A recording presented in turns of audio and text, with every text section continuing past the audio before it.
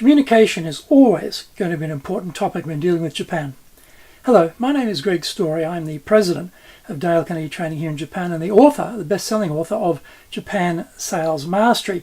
Normally I'm doing my videos in the High Performance Center in Akasaka, but today we're coming from the library in the annex because we're on Golden Week holidays. And I thought I'd just do, in response to some requests, a few videos about doing business in Japan more generally. The topics I normally cover, if you look at our Japan Carnegie TV channel, are usually very, very specific and usually for companies who are already pretty established here. So I did a video previously on building trust in the market, and a closely related topic for that is communication. Now, if you go on YouTube, you will find a squillion videos on how to do meishi, or business card exchange in Japan. So I want to go a bit beyond that. And there's a few things around communication. Now, obviously, you're probably not going to be speaking much Japanese, or maybe you are, but usually you're not. And you're relying on your partner, your Japanese buyer, to be speaking in English. Well, the level of English in Japan, relative to the amount of years people spend studying it, is relatively still underdeveloped. There's some disconnect in the education system here that people can be studying English for a very long time, but actually get very little chance to speak it and don't speak it very well.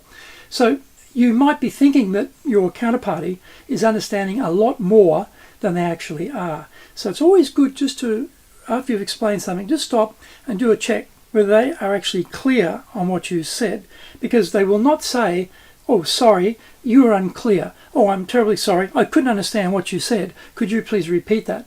They would consider that to be impolite, so they won't say anything. They'll just sit there not really understanding completely what you've said and not show that it didn't get through.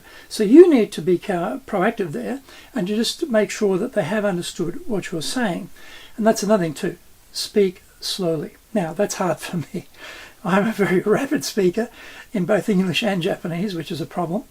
But if you're dealing with Japanese speakers in English, you need to slow down. If you're already a slow speaker, good for you. If you're not, then slow it right down and eliminate idioms. Now, I'm Australian, and I spent a lot of time, 12 years in fact, working with Australian exporters to crack the Japanese market with them. And I can tell you, I realised how many idioms we use in Australia when I was interpreting for these Australian business people up here in our business meetings. So you've got to be very, very careful. Idioms are sort of built into our own language, but they will not be transferable necessarily to a Japanese speaker. So reduce your idioms or eliminate your idioms. Don't use them at all is even a better idea. So slow it down, reduce idioms. Now, you may also be thinking about using interpreters, and the buyer may offer to supply the interpreter if your counterparty doesn't speak English very well at all. Resist that. Now, I know you think, oh great, I can save some money. They'll produce the interpreter, this will be good. Resist that urge. Get your own interpreter. The reason is that interpreter will be working for you. And they will, if you brief them properly, they won't just be interpreting what is said, they will interpret what's behind what is being said. They'll be able to give you some insight in what's happening amongst the group who are your counterparty of buyers, because there's usually going to be more than one person comes to meet you, because they've got to get things sorted out internally so that everybody who's impacted basically gets a chance in the decision. So there's very rarely going to be one person, there'll always be a number. So that interpreter works for you and they can give you the feedback. Now, having said that though, a lot of interpreters are not business people. Often they're salaried employees of interpreting companies, or maybe they own their own interpreting company, but it's a very small operation or a one-person show. And they're not really having a business background. So you really have to brief them about the types of things you're looking for, the sort of reaction you're looking for to certain things you're going to say, and get them to tell you what the Japanese are talking about internally when they discuss things, and give that feedback to you. If the interpreter is coming from the buyer side, they won't do any of that. They'll just interpret the words, but they won't give you any context about what's being said behind the words, and they won't give you any insight into what's not being said. And that is very, very, very useful. Now, of course, I said before there's squillion videos on how to do meishi kokan, business card exchange. It is very important in Japan to have business cards. It's still very much an analog system here. People have racks and racks of business cards sorted and kept. I mean, I've got them. Everyone's got them. These days we're trying to, store them more electronically, but it's still an analog system. So they want to see your card because your card has some very useful information. Where are you located? Now, we are now located in Akasaka, but for a very long time we were located in Shibuya. And when I give my card to business people, they say, oh, Shibuya, in a way that sounds like, why would you be in Shibuya? Your company shouldn't be in Shibuya. You're not a high-tech startup. Why are you in Shibuya? And I noticed that, and I thought, oh, okay. And the earthquake made my decision very easy for me. Big crack in the wall after the earthquake. Okay, we're getting out of here. We're moving. We moved to Akasaka. So when I hand my card over, Akasaka, oh, yeah, that's great. That's where you should be type of impression. So where you're located, that's one thing. Also, what's your rank? What's your position on that card? Now, Japanese cards and English cards can have quite a bit of different information on them. So you receive the English card. If you've got an interpreter with you, get them to check the Japanese side to say, ask them what that actually says, because sometimes the English will be a lot more important sounding role or rank than actually what the Japanese says.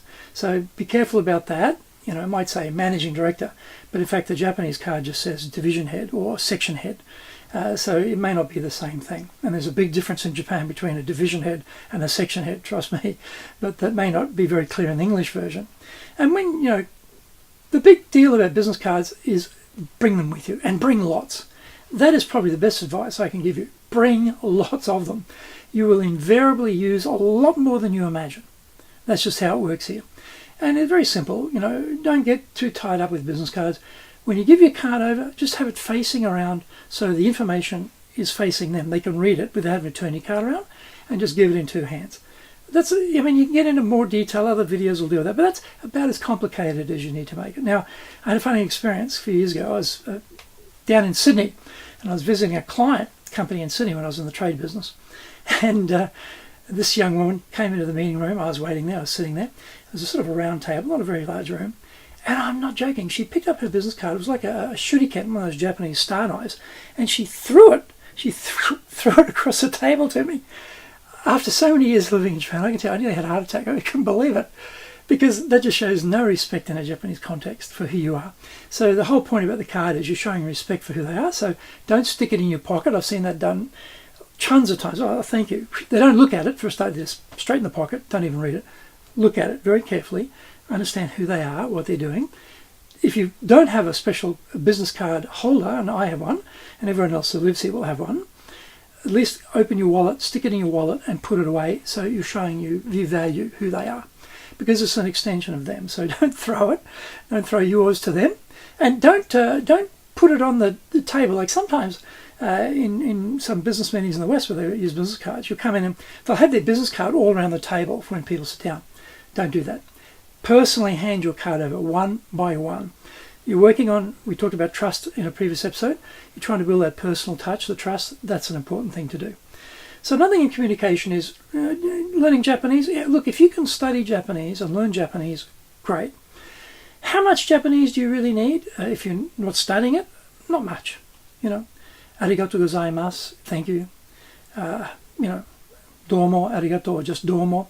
But I wouldn't get too tied up, because you're either with language, you either should go all the way in and really make an effort, or you can just leave it at a very loose, light level, because Japanese don't expect that you, a foreigner, are going to be able to speak Japanese. So when they meet people like me who've lived there 30 plus years, and they're surprised because I speak Japanese, I read Japanese.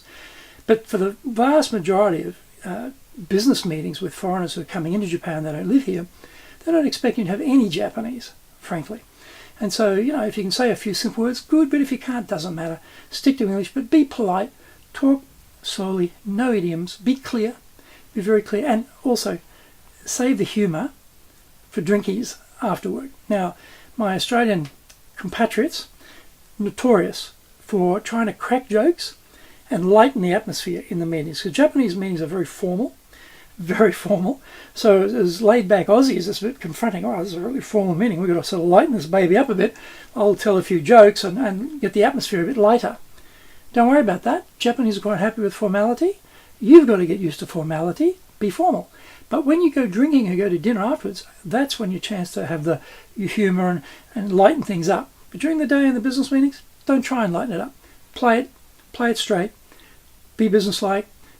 Don't be severe or unfriendly. Be friendly, but don't try and be the class clown or the business comedian. That's not your job.